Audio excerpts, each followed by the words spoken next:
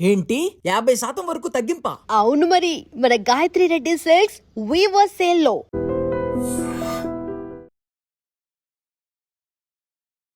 Hi, welcome to I dream తెర వెనుక కథల కార్యక్రమానికి స్వాగతం.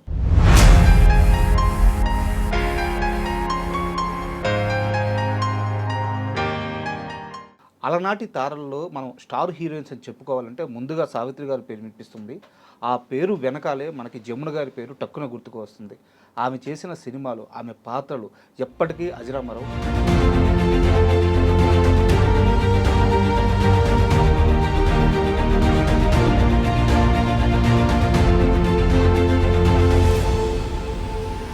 సో జమున గారు అనగానే అద్భుతమైన సినిమాలు ఉన్నాయి, కొన్ని కాంట్రవర్సీలు ఉన్నాయి, కొన్ని చిలిపి కథలు ఉన్నాయి. అలా ఆమె జీవితం అంతా, ఆమె సినిమా జీవితం అంతా చాలా ఇంట్రెస్టింగ్గా ఉంటుంది. సో ఆమెతో కలిసి పనిచేసిన co director, senior director Kanagala Jayakumar గారు ఈరోజు మనతో పాటు స్టూడియోలో ఉన్నారు. వారిని అడిగి జమున గారి ఆమె సెట్లో ఎలా ఉండారు, ఎలాంటి సినిమాలు చేశారు, ఎలా ప్రవర్తించేవారు, ఇలాంటి ఇంట్రెస్టింగ్ విషయాలన్నీ తెలుసుకుందాం. హాయ్ సార్, నమస్తే. నమస్తే సార్, జమున గారి పేరు గుర్తుకు రాగానే ఆమె అందం గుర్తొస్తుంది, అవునవును, ఆమె కోపం గుర్తొస్తుంది, అవునవును, ఆమె మూతి విరుపు గుర్తొస్తుంది, ఆమె అద్భుతమైన నటన. అందుకే కళాభారతి అన్నారు. కళాభారతి జమున గారు. జమున గారితో నేను చేసినటువంటి ఒక అద్భుతమైనటువంటి సినిమా బాపు గారు సంపూర్ణ రామాయణం. అందులో ఆవిడ కైక వేషం వేసింది. సార్, కైక వేషం ముందు వేయటానికి ఆవిడ ఒప్పుకోలేదు.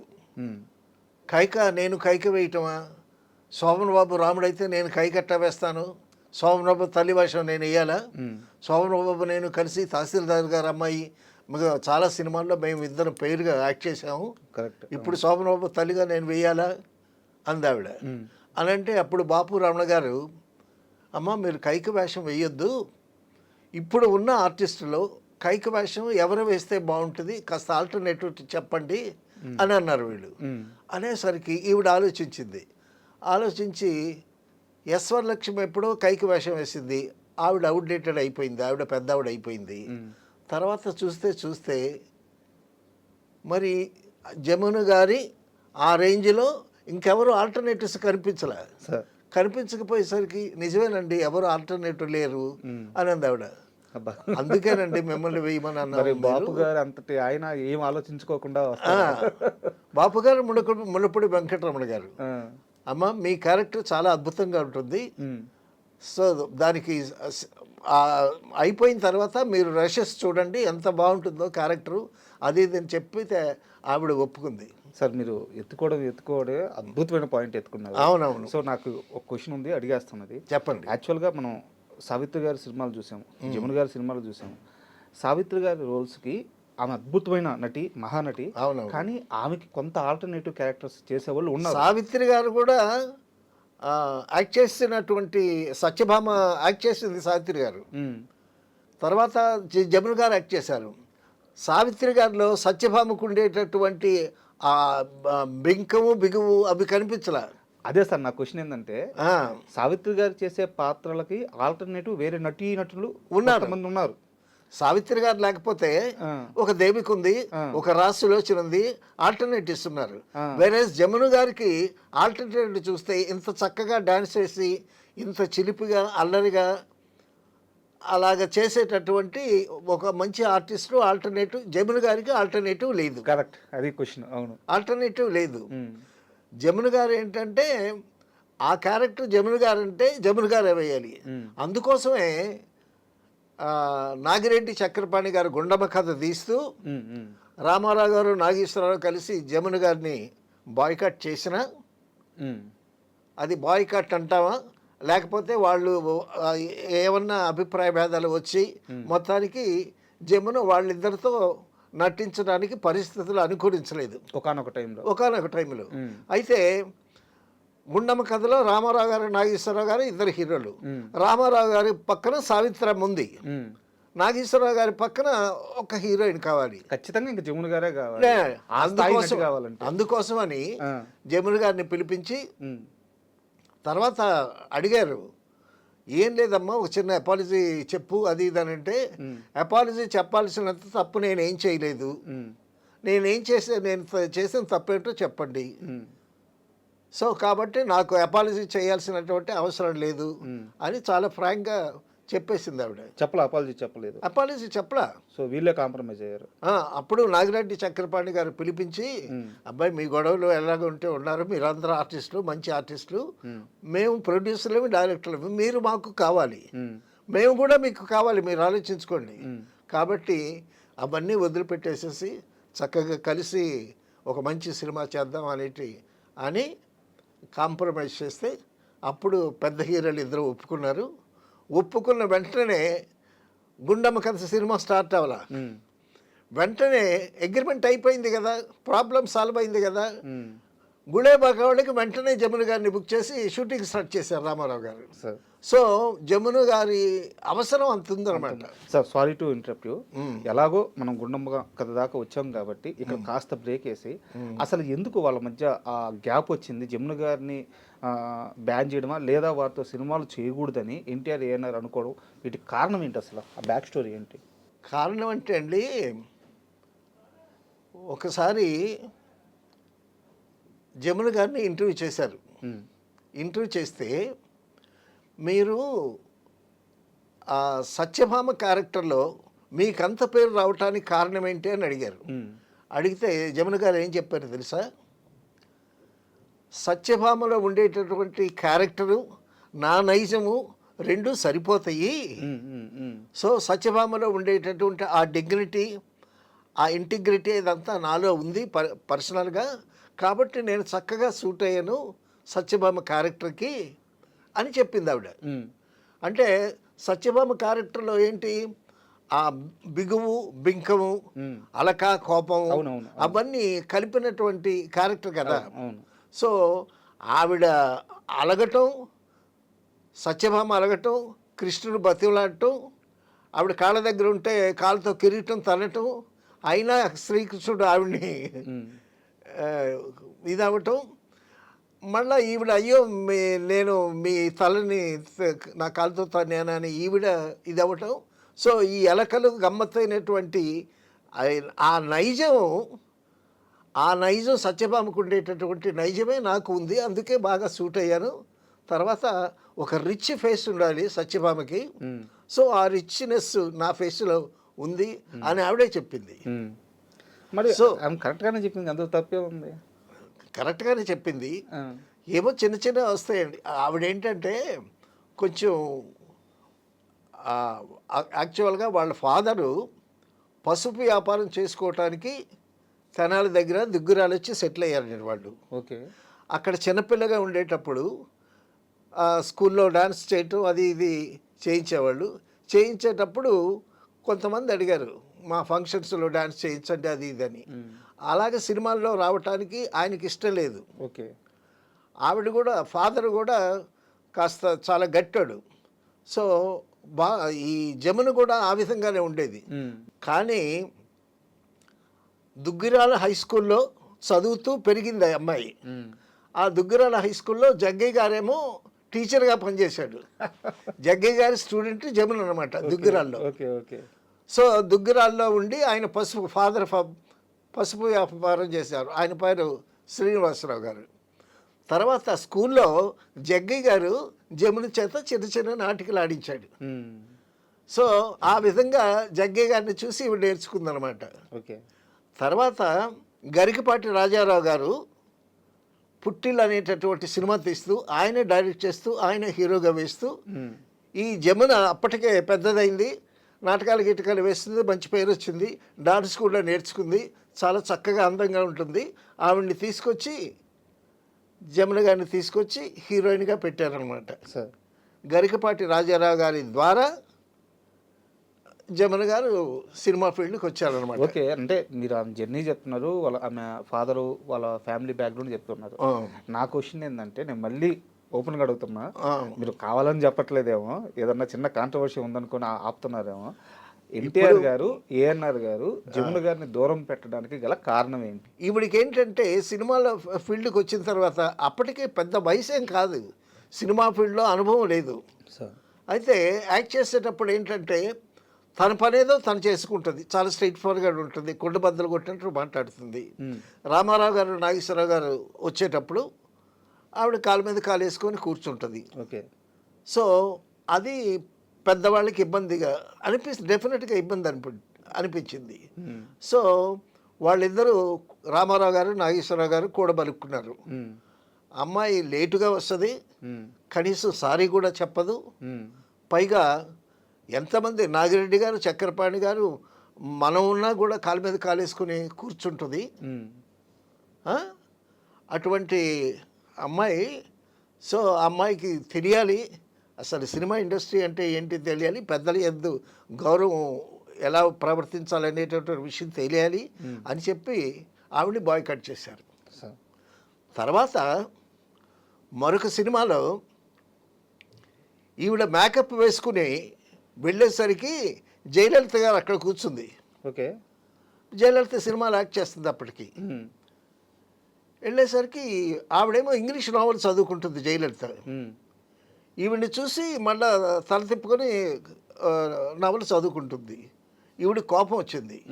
కోపం వచ్చి డైరెక్ట్గా అడిగింది, నేను సీనియర్ని, నేను వస్తే కనీసం నన్ను చూడకుండా నన్ను పలకరించకుండా అసలు గౌరవం అనేది లేదా అది ఇదని ఆవిడ మీద మొక్క మీద తిట్టేసి మేకప్ రూమ్లోకి వెళ్ళిపోయింది. వెళ్ళిపోతే మళ్ళీ మేకప్ రూమ్లోకి వెళ్ళి ఆవిడ్ని కన్విన్స్ చేసి షూటింగ్కి తీసుకొచ్చారు. సో అటువంటి నైజం ఆవిడది. ఎవరు మనం మాట్లాడుకునేటటువంటి కళాభారతి జమున. సో అటువంటి నైజం పెద్దవాళ్ళ మీద ప్రదర్శించేసరికి వీళ్ళకి ఇబ్బంది పుట్టింది. ఒక లెసన్ ఇద్దామనేటటువంటి ఉద్దేశంతో వాళ్ళు కొన్నాళ్ళు ఆవిడతో సినిమాలు చేయలేదు. అయితే ఆ గ్యాప్లో కూడా జమున గారు హరినాథ్ గారితో పాటు ఎక్కువ సినిమాలు చేశారు, చాలా సినిమాలు చేశారు. ఇంకా ఓపెన్గా చెప్పాలంటే హరినాథ్ గారికి సినిమా అవకాశాలు కూడా చాలా వరకు రావడానికి జమున గారే కారణం. అవును.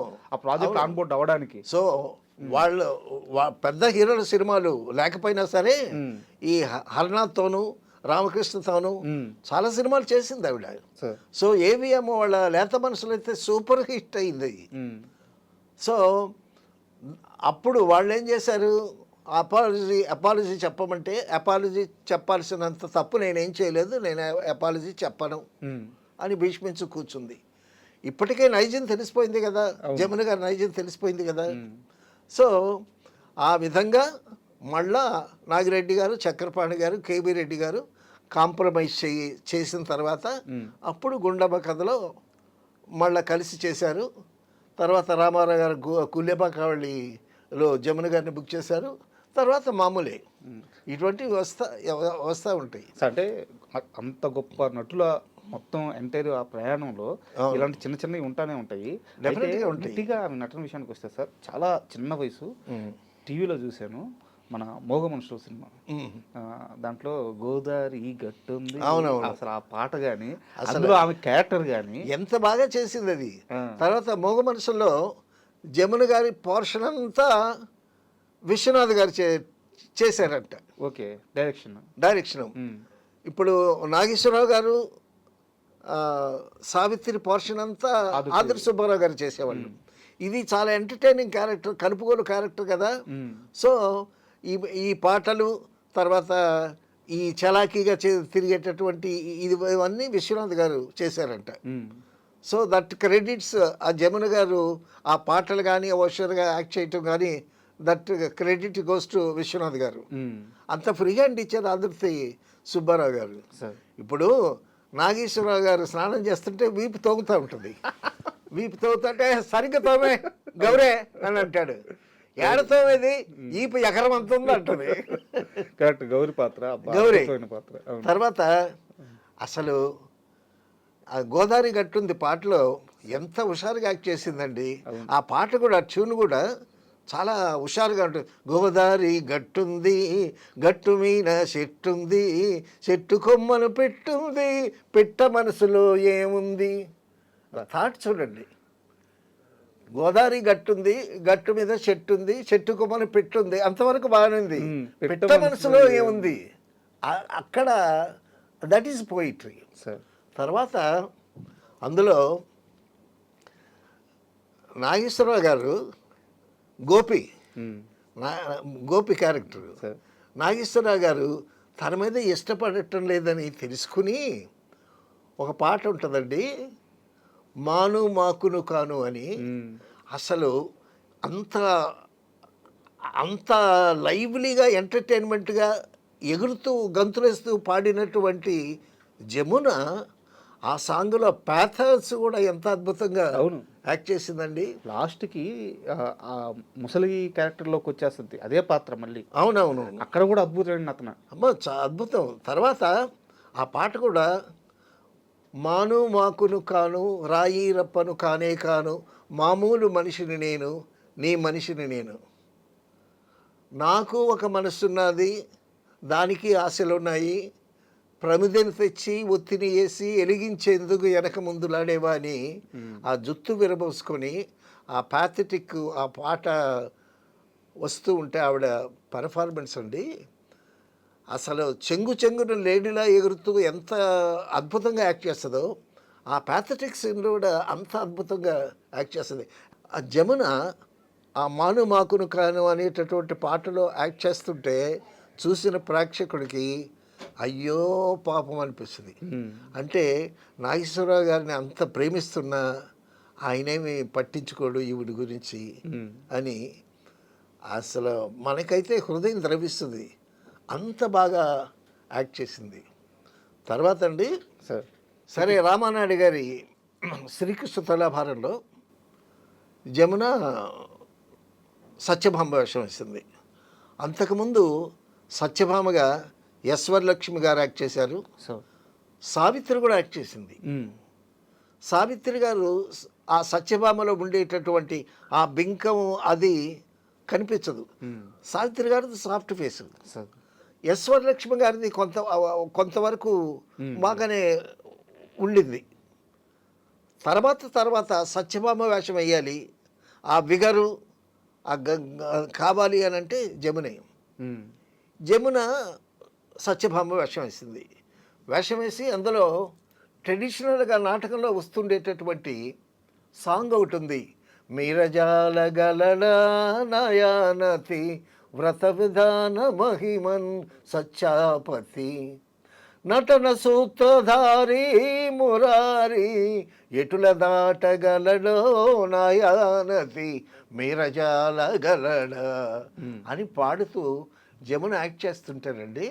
ఆ దర్పము, ఆ డిగ్నిటీ, ఆ టీవీ అచ్చం సత్యభామ అసలు క్యారెక్టర్ లాగా మూర్తిభవిస్తుంది అనమాట. అదే చెప్పింది సత్యభామలో ఉండేటటువంటి ఆ టీవీ అది నా నైజంలో ఇంక్లూడ్ అయింది, అందుకే సత్యభామ క్యారెక్టర్ వేస్తే నేను తప్ప ఇంకెవరూ వేయలేరు అలాగా అని ఆవిడే చెప్తూ ఉంది. తర్వాత సత్యభామ మీద షూట్ చేస్తున్నారు కమలాకర్ కామేశ్వర గారు. ఆయన ఏదేమో ట్రాలీ వెనక్కి వెళ్ళి ట్రాలీ ముందుకెళ్ళి ఏదో చేస్తున్నారంట. ఉంటే కామేశ్వరరావు గారిని పిలిచి సార్ ఒక మాట అండి అన్నాను. అంటే ఊరికే ట్రాలీ ముందుకి వెనక్కి వెళితే ఏమి బాగుంటుందండి, నేను ఎడం కాళ్ళతో ఇలా గీస్తుంటానండి, గీస్తుంటే ఈ కాళ్ళ మీద నుంచి ఓపెన్ చేసి టిల్ టైప్ చేసి నా ముఖానికి తీస్తే అప్పుడు మీరజాలగలడా నా యానత నేను పాడుతూ ఉంటే నేను ఎడం కాళ్ళతో గీటు గీసినా కూడా ఆ గీట దాటడు కృష్ణుడు అనేటటువంటి ఇది వస్తుంది కదండి అని అంటే చాలా బాగుందమ్మా నువ్వు చెప్పింది అని కమలాకర్ కామేశ్వరరావు గారు అలాగే తీశారంట షాట్. పైగా ఆయన ఎవరు, ఆయన పౌరాణిక బ్రహ్మ, ఆయనకి ఇంత గొప్ప షాట్, ఇంత షాట్ చెప్పింది. ఎంతసేపు ఇలాగ నడుం చేయబెట్టి ఇట్ట అంటేనే కాదు కదండి, నేను ఎడం కాలుతో ఇలా గీస్తాను, అప్పుడు నా కాలు మీద నుంచి టిల్టప్ చేసి నా ఫేస్ రివీల్ చేసి వెనక్కి వెళితే నా ఫుల్ ఫిగర్ వస్తుంది అని ఆయనకి చెప్పింది. షాట్ మీరు చెప్తుంటేనే ఆ కంపోజింగ్ అదిరిపోతుంది. సో అంత తెలివైంది, మళ్ళా అంత తెలివైంది. ఆ విధంగా అలాగే ఎన్ని అద్భుతమైనటువంటి సినిమాలు. శ్రీకృష్ణ తులాభారంలో ఉన్నా సార్, అంటే వారు అంటే శ్రీకృష్ణుడు పాత్రలో ఎన్టీఆర్ గారు ఆ కిరీటాన్ని కాలుతో తిన్నప్పుడు కూడా ఫ్యాన్స్ నుంచి ఏదో అప్పట్లో కూడా చాలా పెద్ద అవునవునవును వివాదం అయినట్టు. కానీ పాత్ర తీరది కథ, అది ఎవరేం చేయలేదు. తర్వాత ఏంటంటే ఈవిడ కాలుతో కిరీటం తంతది, కిరీటం తన్నినందుకే ఆడియన్స్ ఒప్పుకోలేదు, మా ఎంటి వాడిని తంతదంటే కాలుతో అది ఇదని. తర్వాత మళ్ళీ కృష్ణుడు క్యారెక్టర్ రామారావు గారు, నన్ను నా కాలుతో తన్నినందువల్ల నాకు ఇబ్బంది లేదు, నీ కాలు కందిపోయిందేమో అని అంటాడు ఆయన. సో సత్యభామ మీద ఉండేటటువంటి ఆ ప్రేమ అనురాగం, అటు ఒక పక్క రాధ ఉన్నా సరే సత్యభామ అంటే ఈయనకి చాలా అభిమానం. సో ఈ విధంగా ఆవిడ ఎక్స్పీరియన్స్తో ఆ షాట్ చెప్తే ఆయన చాలా చక్కగా యాక్సెప్ట్ చేసి అలాగే షాట్ తీశాడు కమలాకర్ కామేశ్వరరావు గారు. తర్వాత అండి జమున పర్ఫార్మెన్స్ చెప్పుకోవాలి అంటే Pandanti Kapuram. Correct sir. Rani Malini character. Rani Malinidevi character. Rani Malinidevi క్యారెక్టర్కి భానుమతిని బుక్ చేసి కొన్ని కారణాల వల్ల తీసేసి జమున పెట్టారు. జమున పెడితే ఈవిడ కరెక్ట్గా సూట్ అయింది ఆ క్యారెక్టర్కి. తర్వాత గుంపడిని ప్రేమించి పెళ్లి చేసుకున్నందువల్ల నలుగురు అన్నదమ్ముల మీద వీళ్ళు కక్ష తీర్చుకుంటుంది ఈవిడ. కక్ష తీర్చుకున్న తర్వాత అందులో ఒక పాట ఉంటుందండి, మనసా కవ్వించకే నన్నిలా, బ్యాక్గ్రౌండ్లో సాంగ్ వస్తుంది.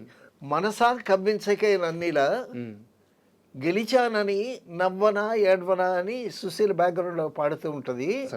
ఈవిడ పర్ఫార్మెన్స్ ఉంటుందండి. ఇప్పుడు వాళ్ళ మీద కక్ష తీర్చుకునే విషయంలో నేను గెలిచాను, బట్ నా జీవితం చాలా ప్యాథటిక్ అయిపోయింది. సో నేను గెలిచానా ఓడిపోయానా? ఇప్పుడు మహాభారతంలో ధర్మరాజు భార్యని ఓడిపోతాడు కదా, ప్యాకెట్లో ఓడిపోతాడు కదా, అప్పుడు అడుగుద్ది తన్నోడి నన్నోడేనా నన్నోడి తన్నోడేనా అని. అంటే తనను తాను ఓడిపోతే నన్ను ఓడిపోవటానికి ఆయనకి అధికారం లేదు. అయితే ముందు నన్నే ఓడిపోయిన తర్వాత తను ఓడిపోయాలనేటటువంటి దాంట్లో అలాగా గెలిచానని నవ్వనా ఏడవనా అని గోపి రాశాడు. చాలా అద్భుతమైనటువంటి పాట. ఆ పాటలో ఆవిడ ఫీలింగ్స్ చలాకీగా ఎంత గొప్పగా యాక్ట్ చేస్తుందో ఆ ప్యాథటిక్ సీన్స్లో కూడా అంత బాగా యాక్ట్ చేస్తారు. ఆ క్యారెక్టర్లో చాలా డెప్త్ ఉంటుంది సార్. చాలా డెప్త్ ఉంటుంది క్యారెక్టర్. బాగుంటుంది, ప్రేమ ఉంటుంది, మళ్ళీ తన జీవితం ఇలా అయిపోయిందన్న బాధ ఉంటుంది, అన్నీ చాలా మిక్స్డ్ ఎమోషన్స్. అండ్ ఆ కాస్ట్యూమ్స్ కూడా ఆ స్పెట్స్ పెట్టుకొని ఆ గెస్చర్, ఆ డిగ్నిటీ అదంతా మెయింటైన్ చేస్తూ ఆమెకి పర్ఫెక్ట్గా సరిపోయింది. అది బ్రహ్మాండంగా సరిపోయింది. అదే భానుమతి గారు వేస్తే ఒక భానుమతి గారే కనిపించే, మిగతా వాళ్ళు కనిపించకుండా పోయేవాళ్ళేమో, అది వేరే విషయం. ఆమె మహాను, ఆమె ఇంకా ఆమె చిన్న ఆమె. సో ఆ క్యారెక్టర్ చాలా అద్భుతంగా చేసింది అయితే రాణి మాలినీదేవి. అయితే ఒక చిన్న డౌట్ సార్, నాకు తెలిసి ఆ దశాబ్దం పాటు సావిత్రి గారితో పాటు పోటీగా అంతే స్థాయిలో నిలబడిన స్టారు జమున గారు. అవును. అయితే వారిద్దరి మధ్య అనుబంధం ఎలా ఉండేది? అంటే యుగో కానీ లేకుంటే ఎవరు? సావిత్రి గారి మధ్య, జమున గారి మధ్య. సావిత్రి గారు జమున గారి మధ్య వాళ్ళిద్దరూ ఉండేవాళ్ళు. ఒక్కొక్క సినిమాలో వాళ్ళిద్దరూ ఉండేవాళ్ళు. అప్పుడు నువ్వు బాగా నటిస్తావా నేను బాగా నటిస్తానా అనేటటువంటి కాంపిటేటివ్ స్పిరిట్ ఉంటుంది.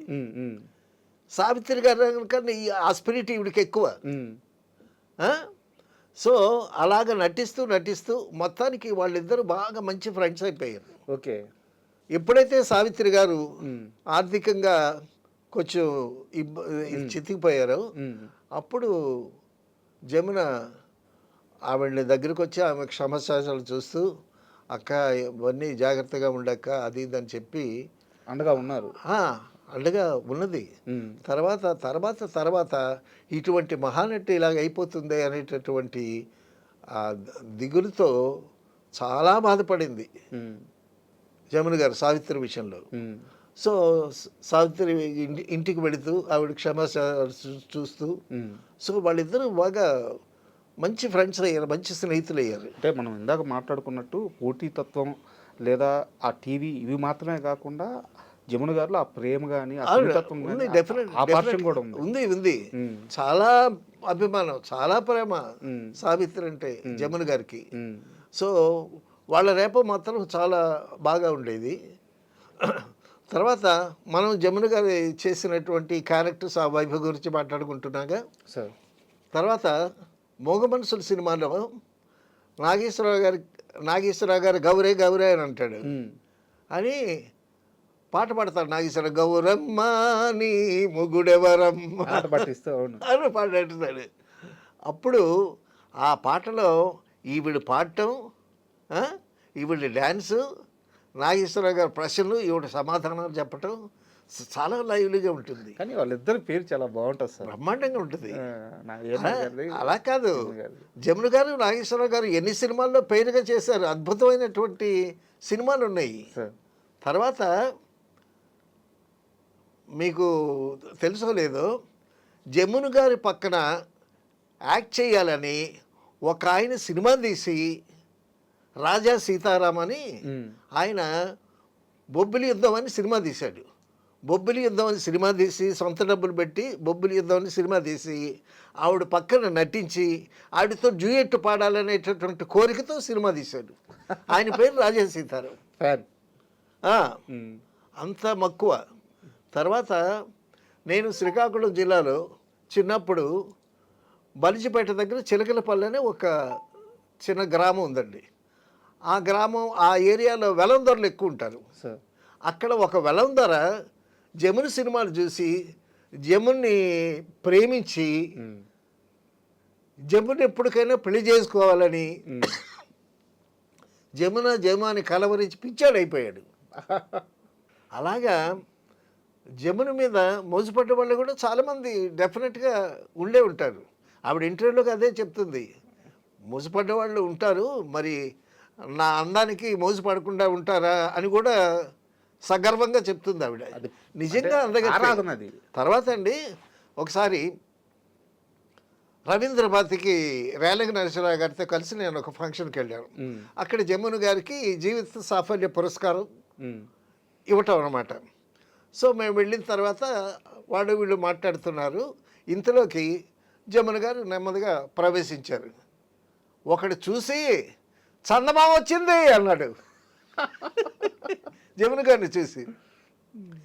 ఆ విధంగా ఆ ప్రేక్షకుల్లో అటువంటి అద్భుతమైనటువంటి ముద్ర వేసింది.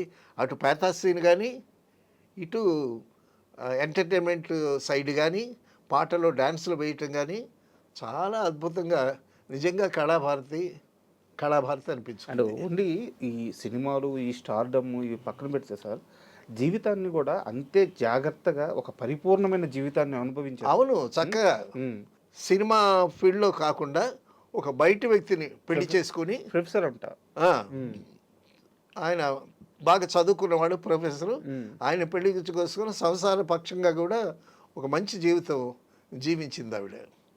Great sir, great sir. అంటే జమున గారు అంటే చాలా మందికి ఒక స్టార్ హీరోయిన్, గొప్ప నటి, ఇవి మాత్రమే తెలుస్తాయి. నటిగా, డాన్సర్గా, ఒక సంసార పక్షంగా ఉండేటటువంటి ఒక అమ్మాయిగా, అన్ని విధాలుగా ఆవిడ. తర్వాత తన డిగ్నిటీ అవన్నీ ఎక్కడ కోల్పోకుండా, తన పర్సనాలిటీకి దెబ్బ రాకుండా ఒక సమాజంలో ఒక మంచి జీవితం జీవించి చక్కగా ఒక కొంతమందికి ఆదర్శమైందని చెప్పుకోవాలి. ఒక పరిపూర్ణమైన జీవితం జీవించింది. Great actors, great star. So Jamuna గారి గురించి అద్భుతమైన విషయాలు చెప్పారు. నిజంగా thank you very much sir. Thank you. And for more videos, please subscribe to iDream channel. Subscribe to iDream Media. Please subscribe to iDream. Please subscribe to iDream. Please subscribe iDream. And please subscribe to iDream. For more videos, subscribe to iDream. please like, share and subscribe to the channel. Congratulations, iDream. Subscribe to iDream. Subscribe to iDream. So subscribe to iDream Media. iDream ki iDream team andarki huge congratulations. Please subscribe iDream Media. Please subscribe to iDream. Subscribe iDream. Please subscribe to iDream. iDream అంటే నా కళల ఛానల్ను subscribe చేసుకున్న నోరు తిరుగుతలేదు, మీరైతే గంట గుర్తు కొట్టండి. For more such videos, please subscribe to iDream.